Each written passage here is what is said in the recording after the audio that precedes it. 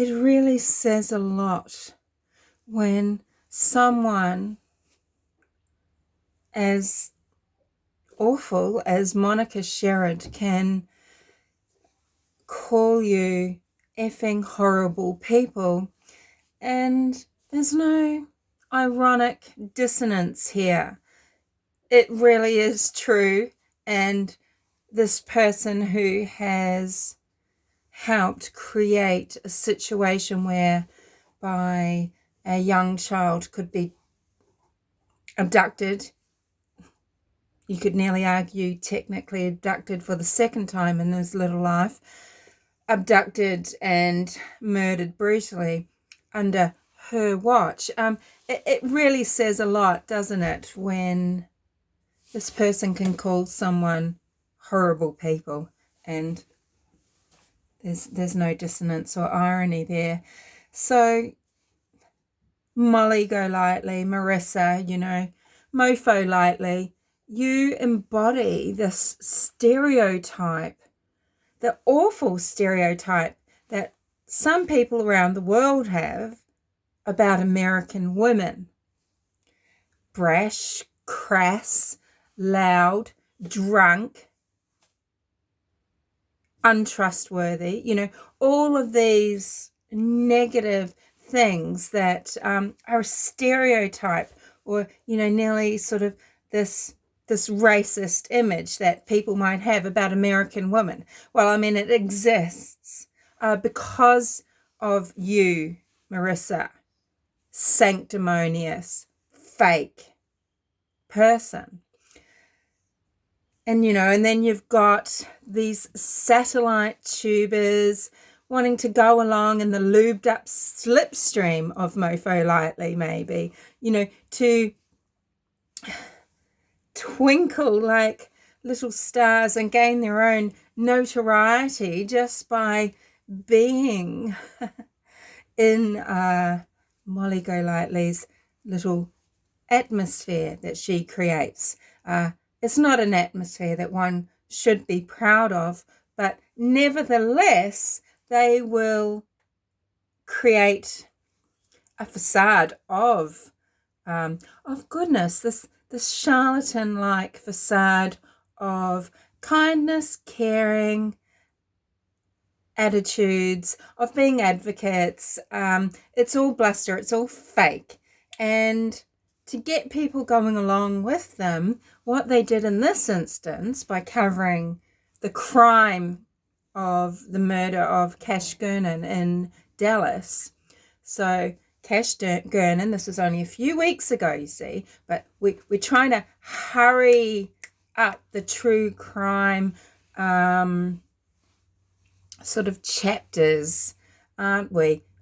Pushing, if it's only a few weeks and police are gathering forensic evidence, we are going to have these tubers like MoFoLightly telling everyone that she is keeping this case alive. Without her, nothing's going to happen.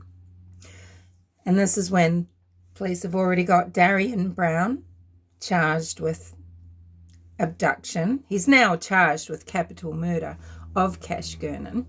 But, all these little satellite people that want their own notoriety, that hitch their cart to this pilgrimage, to this, trail of wagons, they don't realize they are just going off in a blaze of fire into the Grand Canyon.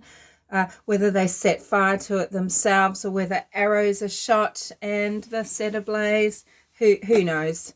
People like Molly Golightly seem to have some ability to rise from the flames over and over again, very sadly. And what this little group have done so that they benefit off the death of a 4-year-old child, off the brutal murder of a 4-year-old child. The details, the gruesome details of which we haven't found out yet, but it's my personal opinion we will find that there is some sexual motivation, as well as just that desire to kill something innocent from the perpetrator, Darriynn Brown. So what we had was so that these people can go live for hours on end every single day. They had to create a reason for the audience to be there, to create debate, to create doubt, to create to elevate themselves into the only people that know the truth. And and here's the reason why. So what they did was, okay, so the story is, you've got Trevor Gernon, the deadbeat father, who's now been arrested because he had 5 warrants out for arrest, driving stolen vehicles and drugs, etc. He's been arrested now, but he was AWOL at the time that the murder took place. He's dumped his twins, Cash and Carter, at Monica Sherrod's Sherrod. Isn't it funny how these things play out now? It's almost, our world is just getting so small, and we're, things just become more and more obvious. For example, you've got now people can really say this is for cash, and they're just exposing their true selves and their true intentions. So you've got, Heath Harris, and he's the attorney for Darriynn Brown, the alleged perpetrator, and Trevor Gernon was now arrested in Harris County. Anywho, he dumped his kids at Monica Sherrod's in Dallas, and she has 4 teenage children living with her. They're not supposed to be, apparently, but they were. And there is a neighborhood creeper, a night stalker, Darriynn Brown, a very disturbed individual with a reputation in the community. His mother has probably known that her son is, I'm going to use this term, I'll get a lot of flack for it, but it's just easier. His mother will have known he is a sociopath, probably since he was a young boy. This person is, in my opinion, he's sick and deranged, and it doesn't have the same emotions that most humans have. And indeed, he's been able to abduct a 4-year-old child and then allegedly murder this child, and in such a brutal fashion too. So Darriynn Brown, the boy with the reputation, has come into Monica Sherrod's home, and he has been filmed on a baby monitor. And there will be other footage, because there will be other cameras in this home. We know this, and the police would have probably seen it, watched him walk all the way through the house into this room and leave with the boy, right? So this was at 4:58 a.m. The next we know of, Anthony's Square finds Cash in the street near Darriynn Brown's house, and that's at about 6:45 a.m. It's about 7:03 a.m. We have more footage of Darriynn Brown returning to the children's bedroom, makeshift bedroom. He goes up to Carter, the twin brother who still lives, and strokes his hair while he's in the crib, and he walks out. So that MoFoLightly can, do what she does, which is bullshit, you all. She needed to create doubt about something that she could grow a story upon, right? So, she needs to create a little environment where the seed will sprout, the seed that is just of her own pathetic genetic design, and the seed of doubt she planted was, is this Darriynn Brown? Look at Kamron. She decided, okay, who's my target here? I mean, she's moved on. Everyone is her target. But at the time, initially, Kamron Morey, the 18-year-old son of Monica Sherrod, gave a walk through. Monica gave an interview. Kamron gave an interview. And look, you know, these people, Monica, for one, you know, she's got a lot of drug issues. She's clearly a user, current user of drugs. She should never have had these children with her in the first place. The thing is, she knows this.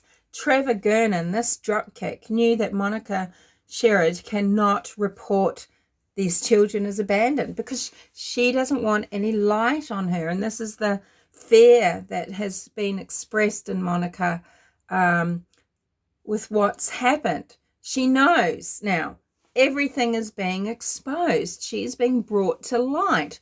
Her drug use, her lifestyle. She's pissed off. You know, not only is she upset, this has happened in her home under her care sort of thing, you know, and she's got history with Darriynn Brown. She's advocated for him before when he's allegedly trying to abduct a 2-year-old child. Charges have been brought against him about that. You know, she knows she's being exposed. She's been exploiting these children, number one. She's held on to them because she knows the right thing is not to do so, I'm sure, but she's held on to them. Number one, because she doesn't want to be arrested on her own warrants or for her own drug use or for having children that she shouldn't have. And number two, because she wants to exploit them, I believe, because she wanted a relationship with Trevor Gernon. Fuck knows why, but there you go. So, you know, Monica is manipulative. She's made some very bad choices. She wasn't running her life very well with regards to, you know, she's got a serious drug addiction. She needs help for that. And meth especially just degrades the brain, degrades thought processes. The psychosis is dreadful.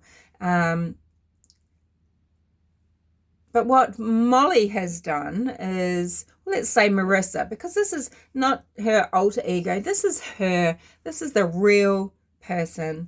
This is what she's capable of. This is her modus operandi.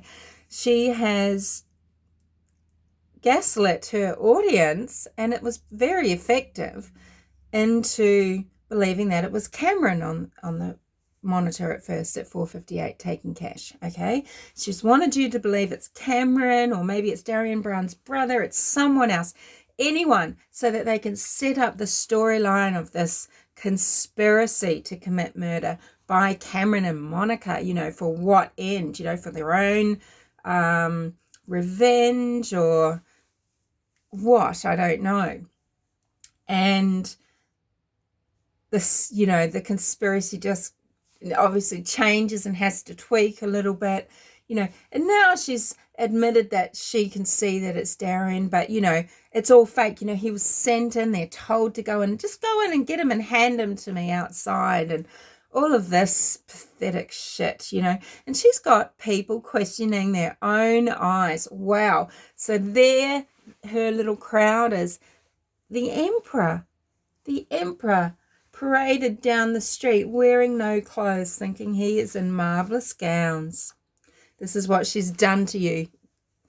You know, weak-minded people, because they want to belong. They like the drama, the trauma. And, you know, Jules of Thought would say, hey, I'm a hate watcher. Humanimal's a hate watcher.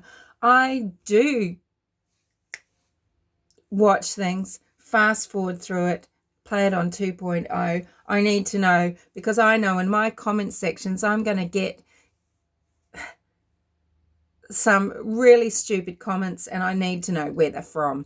But funny thing, Jules of Thought, now she might have just found her own level here. She's down in the bottom with the scum now, because now that she's finally found someone who's going to, give her shout outs. Maybe she's found some friends. Maybe she's going to be accepted. She's going to be on panels. This is her dearest wish.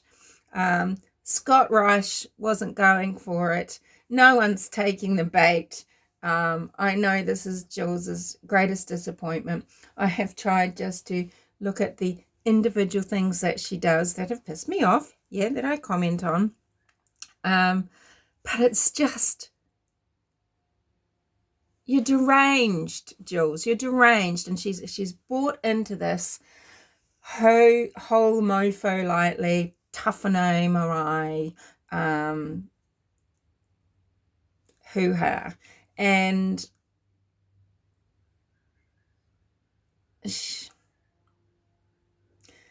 so, you know, we've got these people telling you that, I mean, there's other, you know, you'll see the channels, just judge by who people surround, you know, who people connect with. Okay, it should tell you everything you want to know. But you've got, sorry, this is a little bit scattered and disjointed. I'm sort of, yeah, heading out and I'm aware of time.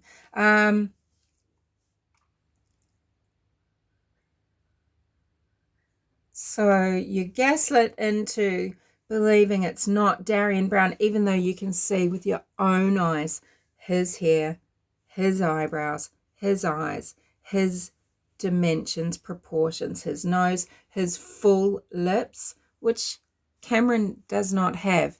And you can clearly see Darriynn Brown's full lips in the 458 footage. He clearly is abducting this child. Oh, but then the next they'll tell you, oh, well, the child's obviously, something's happened to him, then it's all a cover up. It's to cover up that he ate some drugs, and then it's this, and then it's that, you know. There's a vehicle involved, they're telling you. There's clearly a vehicle involved. What? Because how could it happen? The time. You know, you've got people that speak in very modulated voices that they have contrived. It's shtick, right? It's a character, and they're speaking a certain way to sound as, you know, and they drag people along with them. They convince people of their goodness, of their intelligence and their ability to analyze and everything. And really what they're just convincing you of is to worship them and not question them. Just go along with it. It doesn't matter how many times something changes. It's like that school of fish, you know. And so now there's a vehicle, but because they're saying that an hour and 45 minutes isn't time. Huh? Okay, I tell you now, do these people never get their fat asses out of their chair?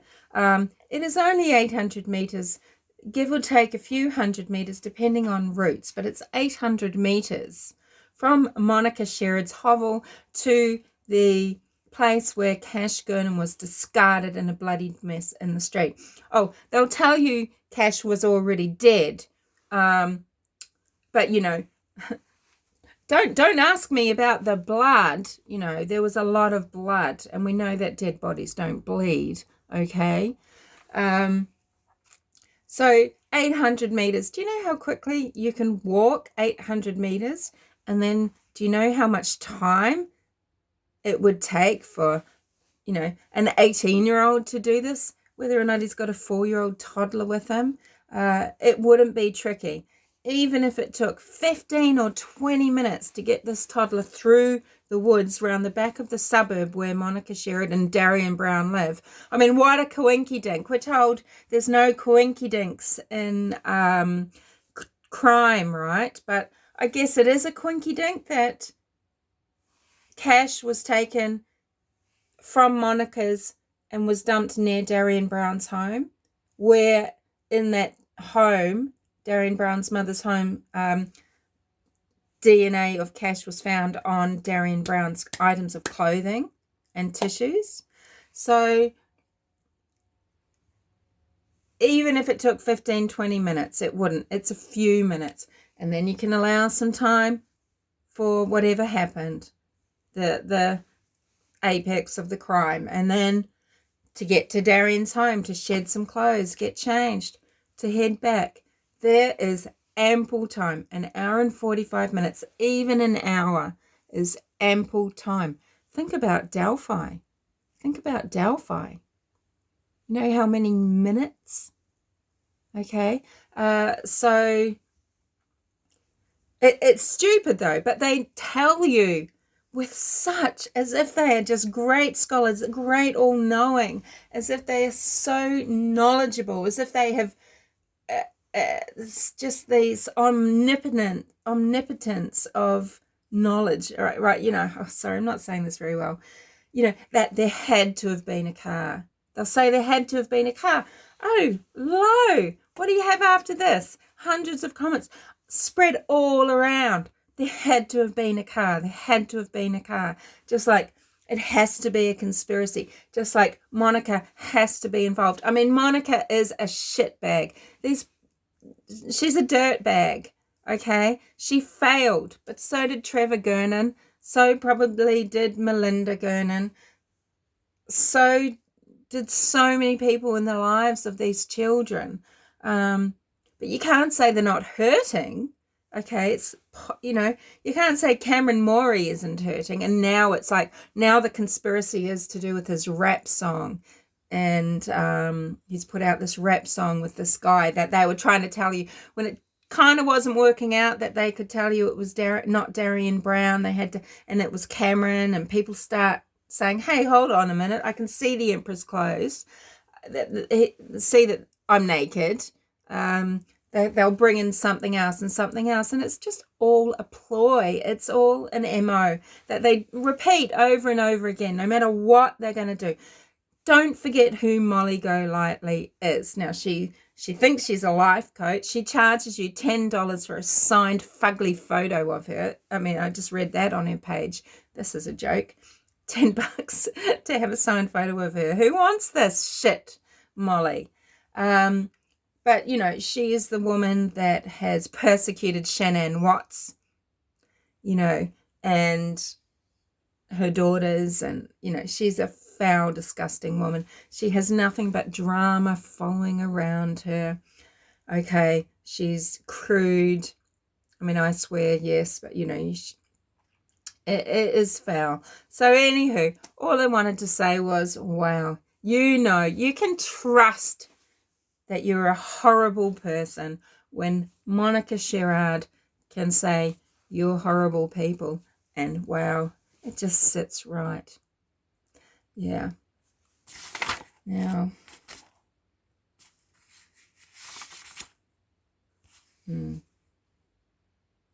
Yeah, that's right.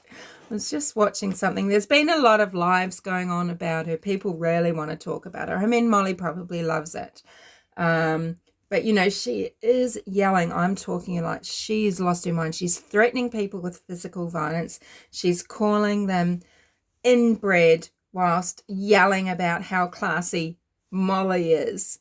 And she's surrounding herself, by self-important, sanctimonious charlatans and frauds who are so artificial. So artificial in their manner. Anywho, yeah, good luck to them. But, if you're going to get interested in true crime cases and you are going to stray into the trauma community, I think it would pay to check your motivations for getting involved and for what you really care about. These chicks can spin this along forever, okay? And it's so sickening. It's so disrespectful to Cash. Oh, they are crying. They're in tears. They're yelling. They're sobbing. Oh, the dramatics. The theatrics. It's so intense. And people are there for it, And I don't know if people just love to hate her and love to love her, or I don't know what vacuum she's filling in people's lives. But of course, this is what happens, isn't it? We do rush to fill a vacuum. This is what happened in the very few short weeks that law enforcement were taking to study forensic evidence. We knew murder charges were coming down the pike. Now, there might be further charges. I don't know. We don't know who else might have been involved. It could be that Darriynn Brown's mother, just like a certain other little murderous shitbag recently, it could be that her sense of self-preservation or whatever has pushed her to wash his clothes. I mean, we only have this, I could see that he's gone back in different clothing, probably because it was covered in blood. But, I had pondered, okay, well, did Darriynn Brown's mother wash his clothes? This is speculation. This is speculation that would be viable. It's not a fabrication based on just shit that I want to sell people that are listening to me. It would be an honest, obvious speculation to think, hey, well, what happened in that household? He's gone home, most likely, because he was on his way. He just took a tract from Monica's to his house. He's dumped cash near his house. So when he's turned up at 7:03 and he's in different clothing, well, it doesn't take a rocket scientist to see that he's probably, if he didn't have extra clothing in his backpack, which he had shed, I don't think he had that when he returned, then he's gone home. So what's happened to this clothing? Did the police find it? Is this what they're testing? So Molly is saying that she is the one keeping this case alive. No. Darriynn was behind bars. He's got an attorney. Due process is happening. And we know there's been an autopsy. And we know that scenes like the home, the road, have been searched. And things are being tested. So we knew it's just a waiting game. Sometimes you can't push things along. Yeah. It's so frustrating. When this sort of bullshit happens around cases, because it is so unfair to the victim. And when you've got people telling you what good people they are, when they are telling you over and over again what to think about them, and telling you that they are so important, that they are working towards goals. If they weren't doing it, nothing would be happening, etc., etc. I mean, get your spidey senses up, okay? Your spidey senses should